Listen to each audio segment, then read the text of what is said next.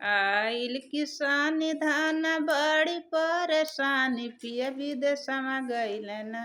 पिया विदेशमा गइलना नाही भेजल संदेशवा पिया विदेशमा गइलना नाही भेजल संदेशवा पिया विदेशमा गइलना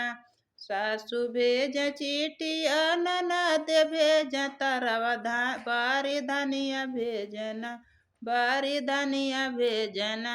उत व्हाट्सएप पे मैसेजवा बारी धनिया भेजना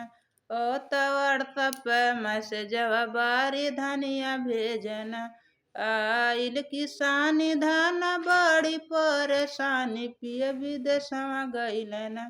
पिया विदेशवा गइलना नाही भेजल संदेशवा पिया विदेशवा गइलना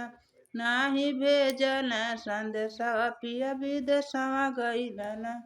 सासु कर झगड़ा ननद कर रगड़ा बारी धनिया रोवना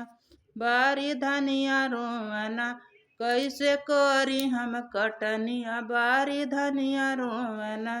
कैसे करी हम कटनिया बारी धनिया रोवना आइल किसानी धान बड़ी परेशानी पिया विदेशवा गइलना